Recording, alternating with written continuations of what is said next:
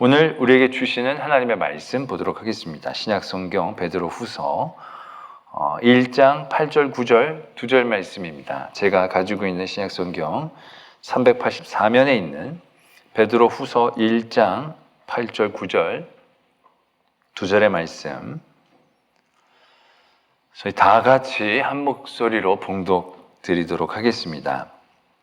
이런 것이 너에게 있어 흡족한즉 너희로 우리 주 예수 그리스도를 알기에 게으르지 않고 열매 없는 자가 되지 않게 하려니와, 이런 것이 없는 자는 맹인이라 멀리 보지 못하고 그의 옛 죄가 깨끗하게 된 것을 잊었느니라. 아멘. 하나님의 말씀입니다. 오늘 8절 말씀은 이렇게 시작하고 있습니다. 이런 것이 너희에게 있어 흡족한즉, 이런 것이 너에게 있어 흡족한즉인데, 그 이런 것이 어떤 것이냐면 그 위에 5절에서부터 7절까지에 있는 말씀이 되겠습니다. 너희가 더욱 힘써 믿음의 덕의 지식을, 또한 지식의 절제를, 절제의 인내를, 인내의 경건을, 경건의 형제의 우애를, 형제의 우애의 사랑을 더하라. 우리가 신성한 성품, 우리가 굉장히 중요한 믿음의 덕목들에 대한 그러한 요소들 8가지를 말씀하고 계시죠.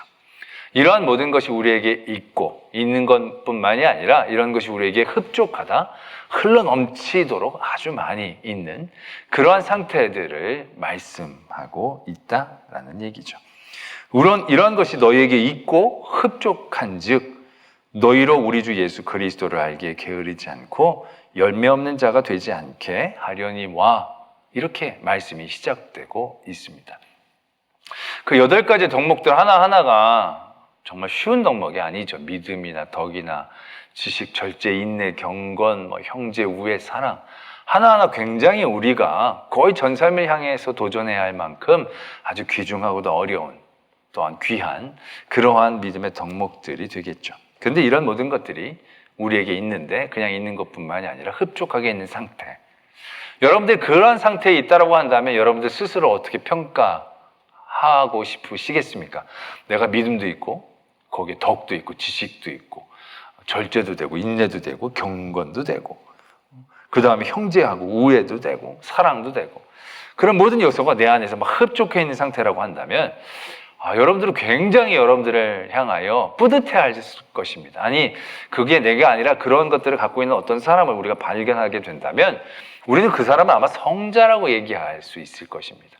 그를 통하여 예수 그리스도가 보이고 그를 통하여 역사하시는 하나님의 큰 역사들을 아마 우리는 볼 수 있겠다라고 생각하면 굉장히 높여 존경하는 눈빛으로 그들을 보게 될 것이다 라는 얘기죠. 정말 그 하나하나가 대단한 것이지 않습니까? 그런데 오늘 이 말씀은 이렇게 흘러가고 있습니다. 이러한 모든 요소가 있고 흡족한데, 그렇게 될 경우에 우리에게 어떠한 현상이 나타나느냐, 어떠한 말하자면 결말, 또한 그 상급이라면 상급일까, 그런 것들이 우리에게 주어지는가라고 봤더니 이렇게 적혀져 있는 겁니다. 주 예수 그리스도를 알기에 게으르지 않고 열매 없는 자가 되지 않게 하려니와. 요즘 가성비란 얘기들 많이 하지 않습니까? 어떤 드는 노력에 비한 어떤 결말들, 누리는 것들, 거기에 어떤 적당한 부분들을 얘기하는 것이겠죠. 그런 걸로 따지자면 이거는 솔직히 너무 가성비가 떨어지는 얘기가 아닌가?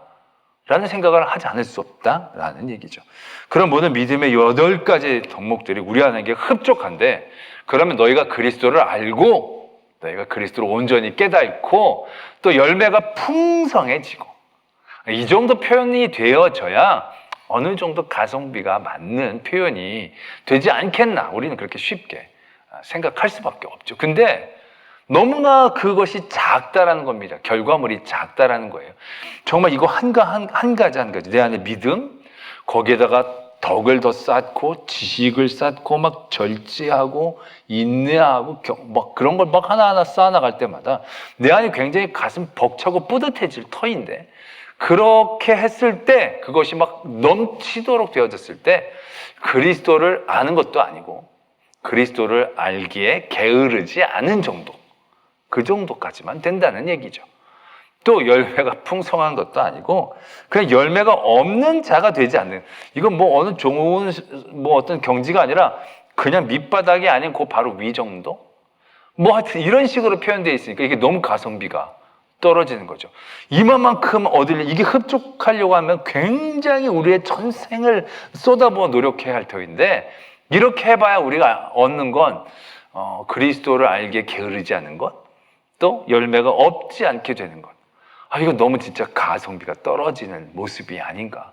우리에게 굉장히 큰 부담감, 이걸 할 수 있을까라는 부담감뿐만이 아니라 이게 뭐야? 이거 할 필요가 있을까? 라고 생각할 수 있을 만한 그러한 부담감이 생겨나는 대목이다라는 얘기죠. 그렇다면 그걸 하지 않으면 어떻게 되느냐? 그걸 하지 않으면 9절에 이런 것이 없는 자는 맹인이라 멀리 보지 못하고 그의 옛죄가 깨끗하게 된 것을 잊었다.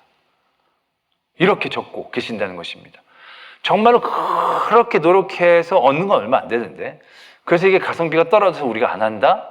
그럼 그 결과는 너무 치명적이다라는 얘기죠. 여러 가지 오감이 있지만 그 감각 중에서 이렇게 보지 못하는 것을 대체할 만한 어떠한 것이 우리에게 잘 없죠. 그러니까 보지 못하는 것이 굉장히 제일 불편한 그러한 어려움이 될 것이다라는 것, 설명드리지 않아도 우리가 쉽게 알 수 있을 것입니다. 이건 근데 단순히 시각을 얘기하는 게 아니죠. 멀리 보지 못한다, 맹인이라. 그건 앞에 여러 가지 일들을 전혀 알지 못하는 것뿐만이 아니라 멀리 보지 못하는, 그리지 못하는, 소망하지 못하는, 하루하루 소망 없이 살아야 되는 그런 삶이 되어진다는 건 굉장히 가혹한 결과가 되지 않겠는가. 더군다나 그것뿐만이 아니라 우리의 죄가 깨끗하게 된 걸 잊게 되어진다라는 것입니다. 무엇인가를 잊는데 그것이 우리가 집에서 외출할 때 핸드폰, 지갑 놓고 잊고 나온 그 정도가 아니라는 얘기예요. 이건 굉장히 총체적인 어려움을 얘기하는 거예요. 왜냐? 우리의 죄가 깨끗하게 되어졌다는 사실을 잊었다는 건 내 죄가 깨끗하지 않네? 라는 것을 잊었다는 것만으로 끝나는 게 아니라는 얘기죠. 그 죄가 어떻게 사하여지고 그 죄를 사하여 주신 분이 누구고 그분이 우리를 어떻게 사랑하시고 생각하시고 굉장히 우리의 모든 삶의 전반적이고 총체적인 일들을 흐트러뜨릴 수 있을 만한 굉장히 결정적인 상실이 되어지는 거죠. 그걸 잊는다는 건 하나를 잊는 게 아니라 어떻게 보면 전부를 잊는 거예요. 내 어떤 의지, 바라볼 그 무엇, 내가 의지하고 신뢰할 그 무엇들, 모든 것들을 상실하는, 그냥 정말 정글에 내던져지는 그런 인생이 되어버리는 상황들을 맞이하게 되는 것으로 말씀은 적고 있다는 것이죠. 정말로 그 8가지의 항목들을 다 가지고 얻고 애쓰고 그래가지고 흡족하게 해봐야 얻는 건 얼마 안 되는데, 그래서 안 할 경우에는 이게 너무 치명적이다라는 얘기죠. 그래서 해야만 하는데, 그러면은 우리가 이러한 모든 일들을 도전하고 우리가 감당해야 한다는 믿음의 삶이라는 것이 너무 무겁고 힘들지 않느냐라는 얘기죠. 우리가 7월 한 달 우리가 성수가에 대한 도전들을 받고 있습니다. 우리가 믿음으로 늘 자라야 된다는 거죠. 끊임없이 자라야 된다는 것이죠. 근데 이 자라야 되는 과정들 가운데 우리가 깨달아야 되는 귀한 것 중에 하나는 이게 고통, 어려움, 무게, 그러한 단계가 아닌 거죠. 단순해지면서 우리가 더욱더 기뻐하고 감사할 수 있는 그런 과정이 되어져야 이게 복된 성숙이 되는 거죠. 하나님이 우리가 성숙하라고 얘기했을 때 맞는 성숙이죠.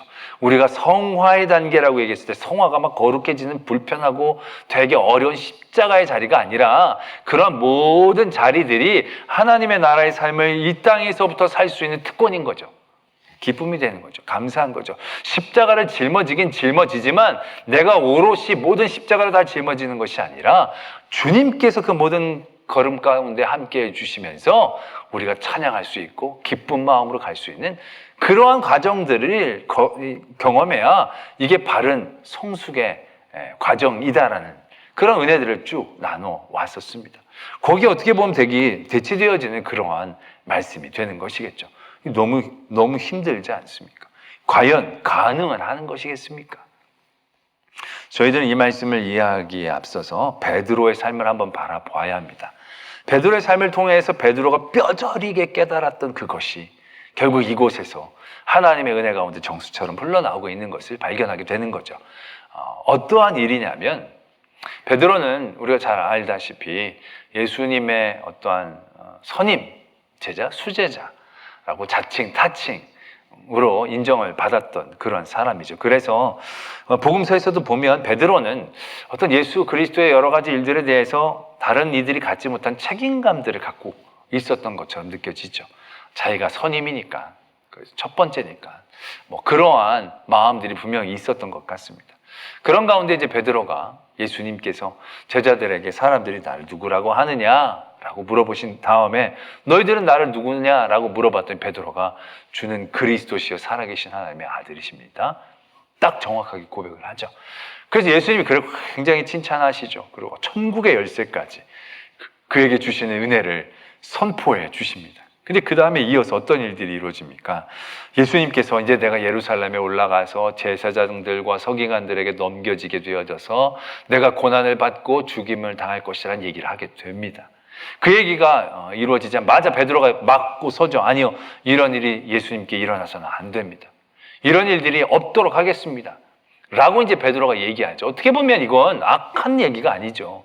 정말로 제자로서 당연히 선생님의 그런 얘기 가운데 반응해야 될 것이 분명한 그런 반응입니다. 내가 이제 올라가서 고난당하고 죽을 거야. 아, 그러세요? 이건 아니잖아요. 그러니까 이러시면 안 됩니다. 라고 얘기를 한 거죠. 근데 예수님이 베드로를 향한 반응은 어떻습니까? 굉장히 가혹합니다. 사탄아, 물러가라. 네가 나를 넘어지게 하는구나. 네가 하나님의 일을 생각하지 않고 사람의 일을 생각하는구나. 베드로가 나쁜 일, 악한 일 한 것 같지 않은데 그거에 비해 베드로가 예수님께 받았던 책망은 너무 가혹했다라는 얘기죠. 그리고 그 다음에 베드로가 예수님이 잡혀가실 때에 잡혀가신 그 제사장의 집까지 따라가죠. 모든 제자들은 다 외면하고 도망갔지만 어떻게 보면 베드로가 제일 양심적으로 예수 그리스도를 따라갔던 그러한 제자입니다. 그런데 그렇게 호기롭게 찾아 들어갔지만 결국 베드로는 가지 않은 것만 못한 일들을 저지르게 되지 않습니까? 거기서 예수님을 부인하고 욕하는 그러한 일들을 베드로가 저지르고 말았다는 것입니다. 그 시도나 뜻과 중심은 악한 게 하나도 없었어요. 어떻게 보면 다른 제자들보다 훨씬 더 낫게 행동한 것이라고 얘기할 수 있는 부분이에요. 그러나 하나도 나은 게 아니었었어요. 오히려 예수님을 부인하는 정말 참혹한 결과를 그가 만날 수밖에 없었다라는 얘기죠. 이런 일들이 어떻게 이루어집니까? 그는 좋은 일, 바른 일, 어떻게 보면 제대로 합당한 일들을 한 겁니다.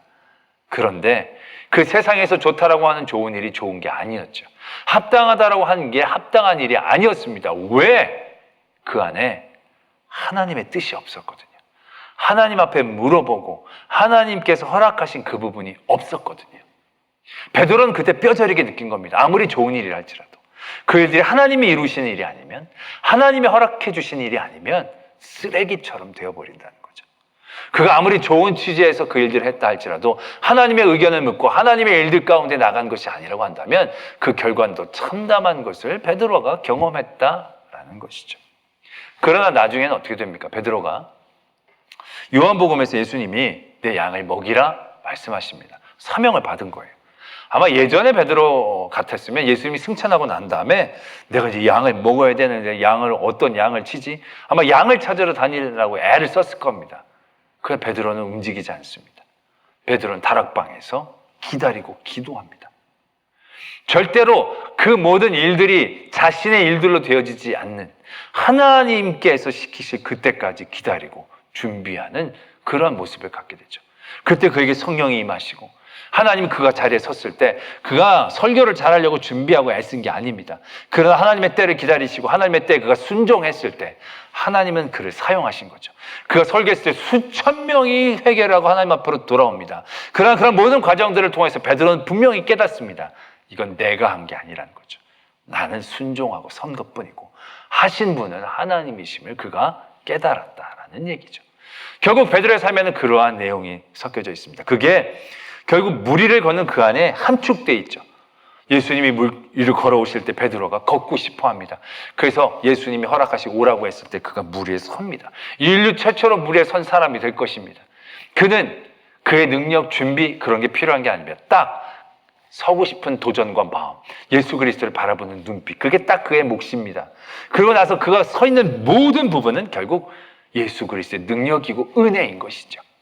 그가 어떠한 것으로 쓴 게 아닙니다. 그가 애쓰고 힘써서 물의 모든 힘에 전심에 힘을 빼서 쓴 게 아니에요. 다 은혜예요. 그가 한 건 딱 물 위에 걷고 싶습니다. 딱 말 한마디 한 그거죠. 그러나 결국 그가 그의 눈을 예수 그리스도를 향하여 눈을 돌려서 그가 서 있는 자신을 바라봤을 때 모든 게 날아가죠.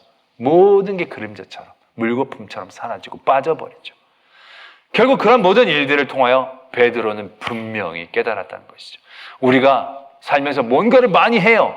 많이 하지만 그런 모든 것이 결국 내가 한 것이 아님을 베드로는 분명히 깨닫는 거죠. 그 모든 것이 하나님의 은혜임을, 하나님이 하신 것임을 분명히 베드로는 고백한 거고, 자기의 거기에 몫은요 정말 점 하나 찍은 그 정도도 있을까 말까 한 몫이라는 것을 베드로는 분명히 깨닫고 있었다라는 것입니다.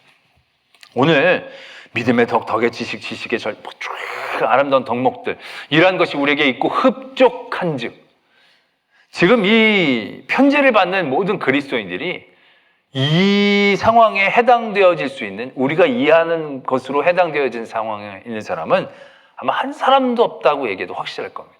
이 모든 8가지 덕목들이 그 안에 풍족하게, 흡족하게 있어서 이런 모든 일들을 잘 감당할 만한 사람이라고 자신 있게 얘기할 만한 사람이 한 사람도 있지 않을 것입니다. 이들도 여전히 연약하고 믿음의 어림과 여림을 통하여 바깥의 핍박과 안의 유혹으로부터 위협당하고 있는 자리에 서 있는 성도들이었습니다. 그들에게 이렇게 말씀하고 계신다는 거죠. 이것이 뜻하는 바가 무엇이겠습니까? 이렇게 힘쓰고 애써봐야 우리가 욕을 얻습니다 라는 것을 얘기하는 게 아니라는 것입니다. 결국 우리에게 요구되어지고 우리가 하는 것은 딱 요구면 된다라는 것을 의미하고 있는 것에 가깝다는 얘기죠. 믿음이라는 거 우리가 도전하고 부딪혀서 내가 믿음의 여러 가지 일들을 믿음으로 잘 해결해서 내가 믿음이 많이 컸다라고 스스로가 생각하고 자부하는 그 순간, 우린 분명히 깨달아야 하는 것이죠. 내가 지금 누리고 있는 이 믿음의 내 몫은 과연 얼마나 될까? 우리가 이런 부분을 잘 깨달아야 한다는 것입니다. 내가 여기서 과연 한 게 뭔가? 라는 것이죠. 이건 마치 베드로가 물 위에 잠깐 서 있는 그 순간과 같습니다. 그 순간에 베드로가 한 게 뭐예요? 베드로가 어떠한 능력과 어떠한 신비로운 생각들을 해낸 것 있습니까? 아니에요. 그냥 걷고 싶어요. 걷고 싶어요. 그리고 예수님 바라본 거 하나예요. 내가 덕을 잘 세웠어요. 그래서 사람들이 나를 보면 막 덕스럽다, 정말 덕이 많으십니다. 그리고 나를 막 칭송해요. 그런 칭송을 듣는 순간 우리가 깨달아야 될 게 있다라는 얘기죠. 그러한 덕이 어디로부터 온 거냐는 거죠. 그러한 덕을 내가 어떻게 베풀 수 있었냐는 거죠. 그 덕세, 나의 진정한 몫은 과연 얼마나 될까 생각해 봐야 한다는 것이죠. 그런 모든 것들을 우리가 막 행하고 해서 풍족하게 있고 없고의 문제를 떠나서 그런 모든 부분들이 이루어지는 모든 자리들, 결국 그 자리에서 우리가 깨닫게 되어지는 것, 그것은 나를 향한 하나님의 은혜인 거죠. 나를 향한 예수 그리스도의 사랑이다라는 것입니다. 나를 향한 그 사랑이 있기에 내가 사랑이, 믿음이, 덕이, 예수 그리스도를 알아가는 지식이, 참을 수 있음이, 또한 모든 일들 가운데 경건할 수 있음이 되어진다라는 얘기죠. 내가 누구를 사랑할 때 내가 인간적인 마음으로 사랑하는 건 그건 제대로 된 사랑이 아닌 거죠. 그 사랑은 아까 베드로가 했던 그런 행위들과 똑같습니다. 결국 그 사랑을 통하여 더 참혹한 결과를 만날 수밖에 없을 거예요. 여기서 사랑은 그리스도의 사랑으로 인한 나의 사랑인 거예요. 내가 사랑한 사랑이 아니라 내가 받은 사랑의 감동함으로, 내가 예수님께 받은 사랑이 얼마나 큰데라는 깨달음과 감동함으로 베풀 수 있는 사랑의 모습, 그걸 의미하고 있다라는 얘기죠. 때문에 우리가 굉장히 이런 많은 믿음의 일들을 내가 쌓아나간다? 그건 결국 거기에서 내게 별로 없다는 걸 깨닫는 과정이 되어져야 한다는 것이죠. 그런 모든 일들로 내게 흡족하게 있다? 그 흡족하게 있음을 통하여 우리가 알아가는 건, 예수님이 나를 사랑하시는 거야. 이 모든 게 하나님의 은혜인 거구나. 예수 그리스도를 알아가기에 게을르지 않은 그만큼이 내 몫인 거죠. 내가 그만큼 하는 겁니다. 그래서 그 모든 과정들을 통해서 그리스도를 더욱더 알아가고, 그리스도를 알아가는 그 기쁨과 감사함에 자기가 멈출 수 없는 그러한 일들을 만나는 거죠. 그리고 열매가 없지 않게 하겠다. 더 분명하지 않습니까? 열매라는 게 내가 맺는 게 아니에요. 포도나무는 예수 그리스도고 우리는 가지예요. 열매를 맺는 건 가지가 맺는 게 아니에요. 열매를 맺는 건 나무가 맺는 거예요. 그럼 가지가 하는 일은 뭐예요? 열매를 많이 맺을 수 있도록 자기가 가지를 잘 다듬고 막 애쓰고 힘쓰는 게 아니라 포도나무에 붙어 있는 거예요. 딱 한 가지만 집중하면 되는 거예요. 포도나무에 성실하게 꾸준히 붙어 있어서 나무가 우리에게 주는 영양분들을 잘 받아 섭취할 수 있도록만 하는 그 역할 가운데만 집중하면 그 다음에 열리는 건 내 몫이 아니라 나무의 은혜인 거죠. 나무가 하시는 일인 거예요. 내가 잘해서 열매를 많이 맺었네가 아니라 내게 은혜를 많이 주셨네가 되는 거죠. 그렇기 때문에 내가 그런 모든 과정 가운데서 내가 깨닫는 건 내가 열매 없는 가지가 되기 위해서, 내가 열매 없는 가지가 되기 위해서 나무에 꽉 붙어있는 그러한 믿음의 모습들, 삶의 모습들, 결국 그것이 내 몫이라면 내 몫인 부분이 되어진다는 것이죠. 우리가 생각합니다. 야, 이런 8가지를 내가 하려고 막 진짜 전생애를 거쳐서 막 사랑하고 후회하고 막 인내하고 절제하고 괴롭게 막, 이게 자기가 한 걸로 생각하면요, 절대로 못하죠. 자기가 하라고 우리에게 주신 말씀도 아닙니다. 이런 모든 것들을 내가 하려고 할 때, 될 때 그건 내가 한 게 아니고 내가 된 게 아니고 하나님의 은혜인 것이지요. 내가 십자가를 짊어지고 있는 게 아니라 나를 업고 계신 예수 그리스도, 그 외에 우리는 십자가만 달랑 붙잡고 있는 것과 마찬가지라는 얘기죠. 내가 어디로 옮겨가는 게 아니라 예수 그리스도가 움직이는 그 차량 안에 나는 탑승할 뿐이고요. 그것만 하면 되는 것 뿐이고, 내가 다 뛰어가고 내가 운전하고 그 안에서 내가 미안해가지고 막 뛰고 자시고 할 필요가 없다라는 얘기죠. 지금 베드로 사도를 통하여 하나님께서 우리에게 주시는 도전은 바로 그것이라는 거예요. 대단하고 엄청난 것을 하라는 게 아니라는 얘기죠. 아니, 대단하고 엄청난 일을 할지라도 그것이 우리의 힘과 우리의 능으로 된 것이 아니라 오히려 하나님의 은혜를 깨닫는 그 과정이 되니까 무겁고 버거운 과정이 아니라 더 기쁘고 감사한 과정이 되면서 우리는 그리스도를 알게 게을르지 않게 되어지고 열매 없는 자가 되지 않기 위해 깨어있는 상태를 유지하는, 딱 거기까지 되어지는 것이죠. 그래서 성숙은 은혜인 것이죠. 그리고 나서 계속 말씀이, 우리가 이런 것이 없으면 보지 못하고 죄가 사하여진 것을 있게 되어지는 이러한 치명적인 위기로부터 우리가 벗어날 수 있는 것도요, 대단하게 막 이런 것들을 더하려고 애쓰고 힘쓰고 발버둥 치는 게 아니라는 거예요. 10절의 말씀에 보면 이렇게 적혀져 있죠. 그러므로 형제들아, 더욱 힘써 너희 부르심과 택하심을 굳게 하라. 우리가 굳게 붙잡아야 될 게요, 우리의 담대함, 우리의 열정, 우리의 깨달음, 우리를 지혜, 우리의 뭘 하라고 얘기하시는 게 아니라는 얘기예요. 이미 우리에게 다 주어지신 거예요. 우리를 택하시고 부르신 것. 딱 그거 하나만 열심으로 붙잡고 있으면 되는 거예요. 다른 여러 가지로 환경, 상황, 이거를 붙잡고 나중에 열매를 어떻게, 어떤 상황에서 얼마나, 이런 거 지지갈갈하게 다 신경 쓸 필요가 없는 거죠. 딱 하나, 그냥 포도나무만 막 붙잡고 있으면 되는 그러한 은혜의 이야기들을 우리에게 해주고 계신다라는 것을 분명히 깨달아야 한다는 것이죠. 때문에 영적 성숙은요, 다른 게 아니에요. 그냥 내가 모든 삶의 자리에 부딪히면서 그리스도를 아는데 게을르지 않은 일들에 깨어있는 그것을 하는 것이에요. 제가 어떤 영상을 봤는데 그 프로 선수가 아마 선수의 도전을 이렇게 받아주는 그러한 영상이었어요. 그래서 이제 그 프로 선수가 아마 선수에게 묻는 거예요. 그리고 오늘 어느 정도 목표를 갖고 오셨습니까? 나에게 얼마나 이기려고 하십니까? 이제 이런 걸 물었더니 이제 그 아마추어 분이 딱 3번의 내가 원하는 공격을 하는 게 내 목표입니다. 그러니까 딱 3번만 잘하면 됩니다. 너무 완벽한 얘기예요. 프로 선수니까. 아, 그러냐고? 그러면서 그 프로가 이런 얘기를 하는 거예요. 아마추어는 한 가지를 잘하기 위해서 연습을 한다고. 근데 프로는요, 한 번의 실수를 없애기 위해서 열심으로 연습한다고. 그런 얘기를 하는 거예요. 개념이 다른 거죠. 잘한 거 하나를 가지고 매어 달리지만 프로는 안 그렇다는 거예요. 잘하는 게 중요한 게 아니라 실수하지 않으려고 노력하고 애쓴다는 것이. 어떻게 보면요, 우리의 믿음의 경주와 성숙도 거기에 맞춰져 있어야 하는 거예요. 우리는 성숙할 때 우리가 막 잘하는 걸로 하려고 그래요. 내가 기도를 잘하고 헌신을 잘하고 봉사를 잘하고 섬김을 잘하고 막 그런 걸 잘해가지고 막 사람들에게 칭찬받고 그런 걸 잘해서 하나님 앞에 열매를 맺고 그런 식으로 우리가 생각하면서 접근하는 경우들이 있는데요, 그건 아마추어예요. 우리 믿음의 성숙한 사람들은요, 실족하지 않기 위해 애쓰는 거예요. 실수하지 않기 위해 애쓰는 거예요. 이 다윗이 하나님 앞에 정말로 하나님 앞에 잘했던, 하나님에게 칭찬받았던 사람이잖아요. 그런데 그가 하나님에게 성전도 지으려 했고 너무나도 많은 찬양으로 하나님 앞에 영광을 돌렸는데도 그는 실수를 만회하지 못해요. 그의 두 번의 결정적인 실수가 얼마나 그를 힘들고 괴롭게 했는지 우리는 잘 알고 있지 않느냐는 거죠. 잘하는 게 중요한 게 아니라요, 실수하지 않는 게 굉장히 중요하다는 것을 우리가 다시 한번 깨닫게 되는 대목이죠.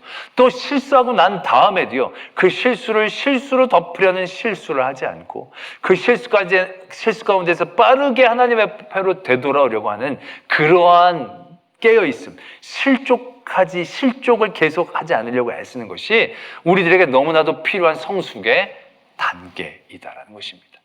그것이 어떻게 이루어지겠습니까?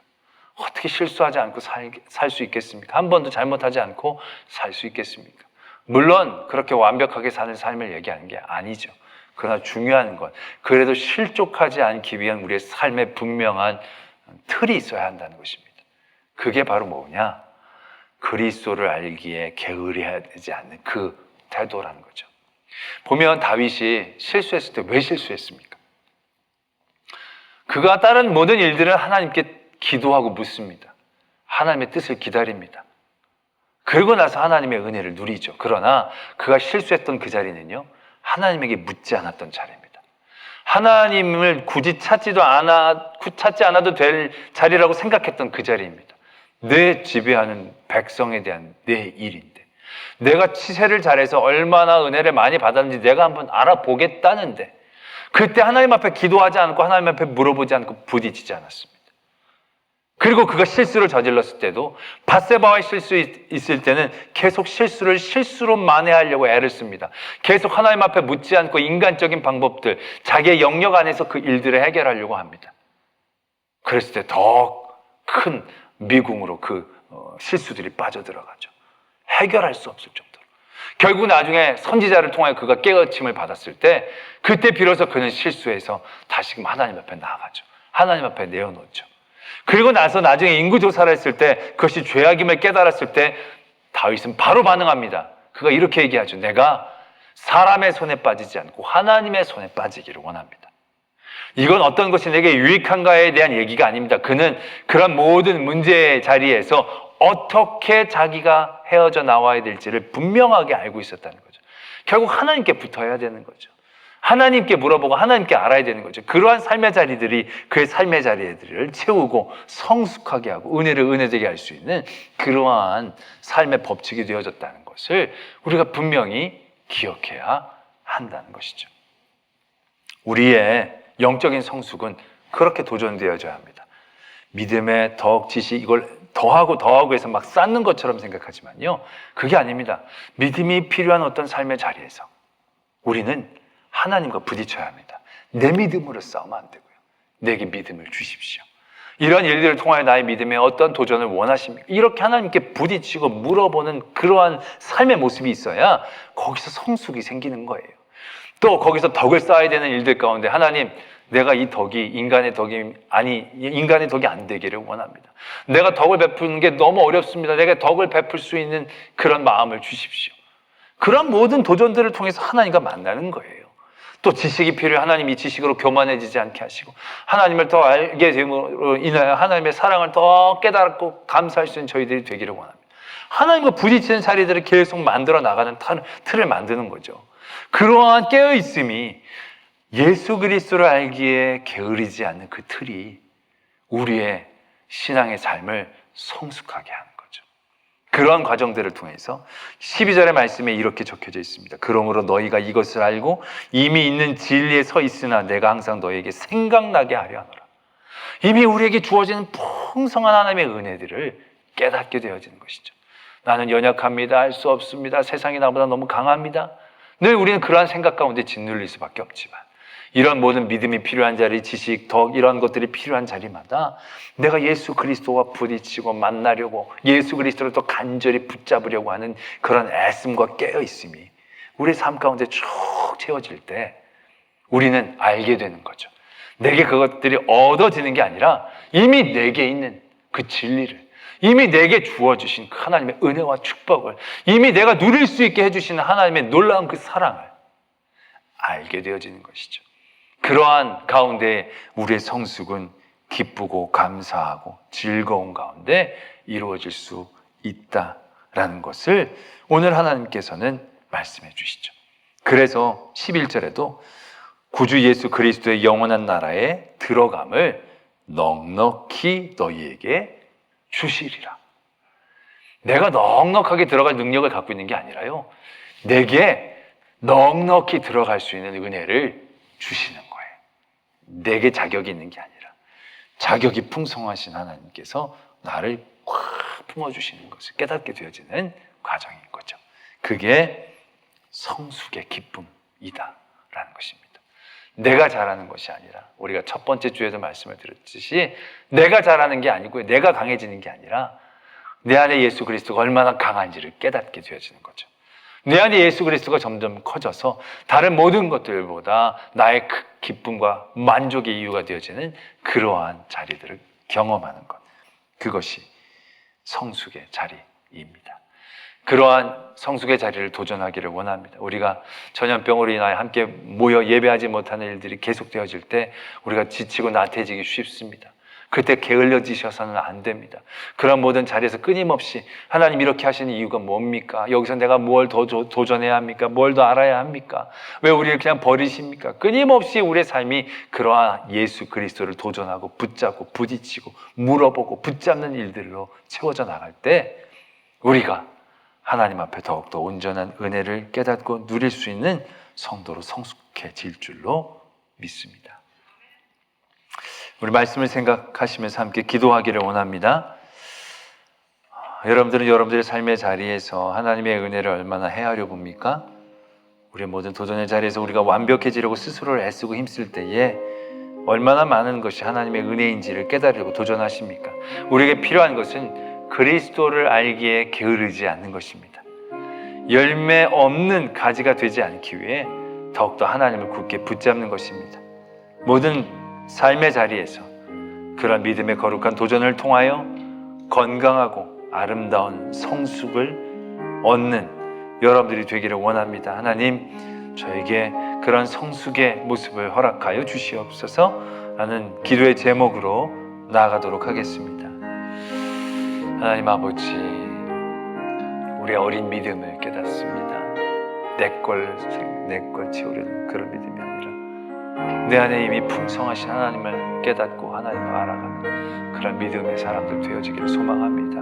하나님, 오늘도 붙잡아 주시고 지켜주시고 인도하여 주시옵소서. 하나님을 묻고 또 물을 때 깊고 넓고 하나님의 사랑을 알아가신 저희들 되게 하여 주시옵소서.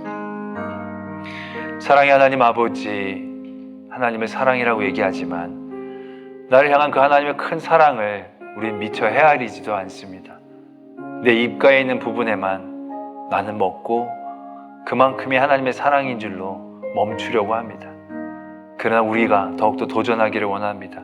그리스도의 사랑을 알고자 끊임없이 애쓰고 힘쓰기를 원합니다. 그럴 때 얼마나 우리를 향한 하나님의 사랑이 크고 넓고 높고 깊은지, 나에게 이미 주신 하나님의 택하심과 부르심의 은혜가 얼마나 위대하고 대단한 것인지 알아감으로 더욱더 감사하고 기쁜 영적인 성숙을 경험하는 성도 되게 하여 주시옵소서. 믿사오며 예수 그리스도의 이름으로 기도드립니다. 아멘.